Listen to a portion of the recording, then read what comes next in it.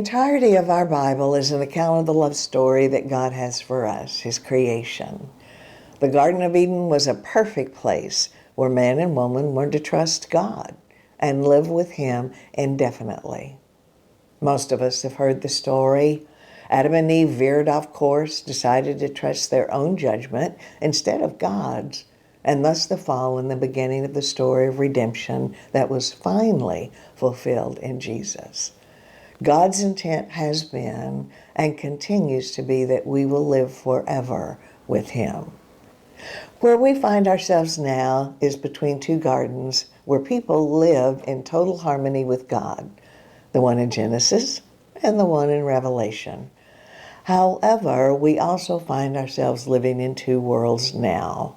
The physical world that is sometimes so wonderful and sometimes so overwhelming, and the spiritual world that calls us home. Many of us have probably heard the drill.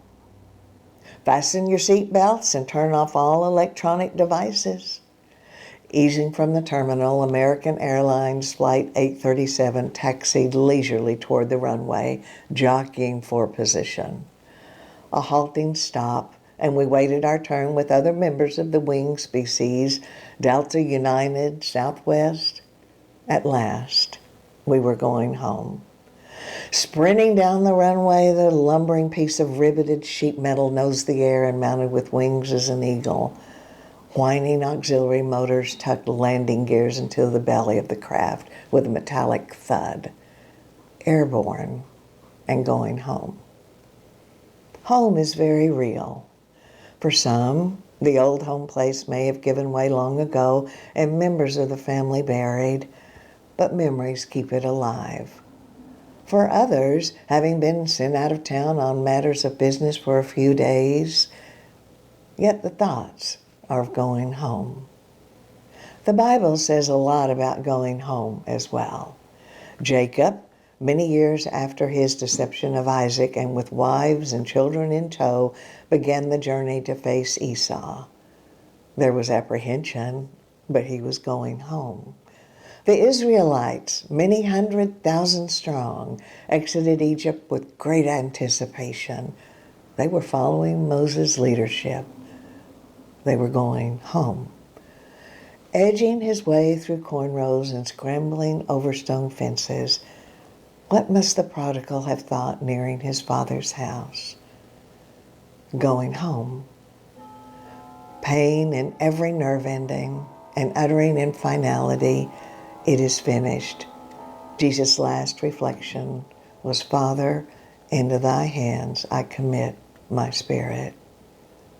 I'm coming home."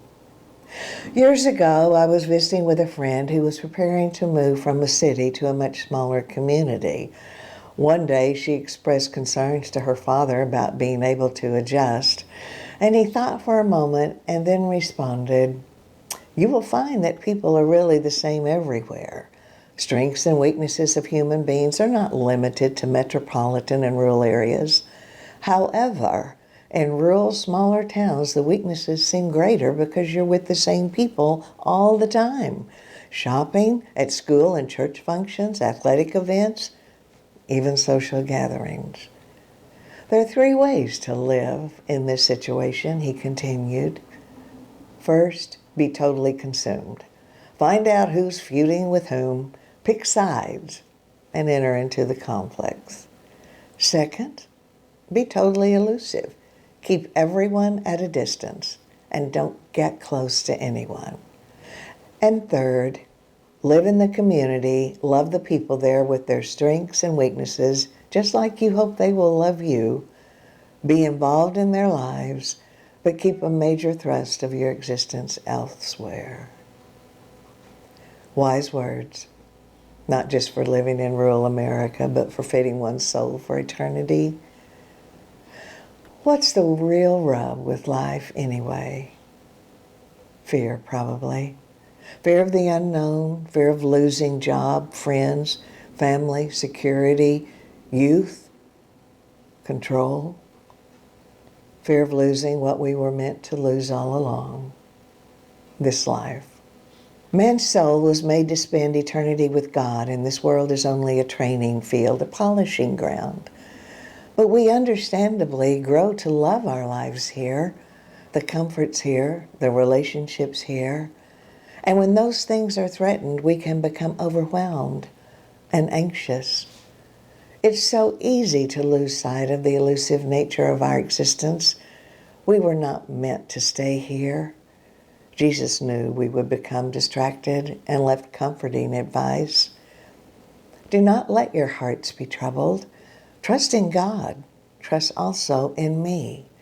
In my Father's house are many rooms. If it were not so, I would have told you.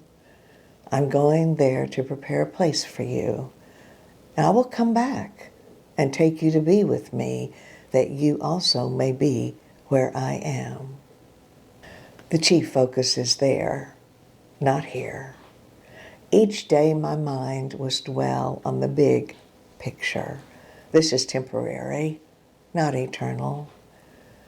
The famous psychologist Martin Seligman wrote that meaning in life comes from belonging to and serving something beyond ourselves, from developing the best within us. Without a purpose that transcends our existence, people flounder. And when all is said and done, the bottom line of emerging stronger than before the occurrences of 2020 lies exactly there. Being part of a purpose much larger and longer lasting than ourselves.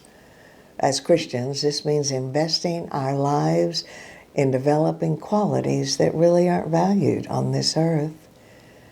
It means identifying the gifts God has given us regardless of what they might be, and owning our individuality and abilities that can be used in service that is unique to us, not for personal accolade or accomplishment, but because the spiritual world calls us to live above current situations. We were first loved and served. Therefore, we will do the same. Having one eye on eternity changes everything. A glimpse of heaven can help us bear the burdens of the present and even prepare us to part with current pleasures. Finally, when life is spent, we may lose in one world, but we win in another. We can smile. We are confident. We are going home. Paul, writing to the Romans, worded it beautifully. Therefore we do not lose heart. Though outwardly we are wasting away, yet inwardly we are being renewed day by day. For our light and momentary troubles are achieving for us an eternal glory that far outweighs them all. So we fix our eyes not on what is seen, but on what is unseen. For what is seen is temporary, but what is unseen is eternal.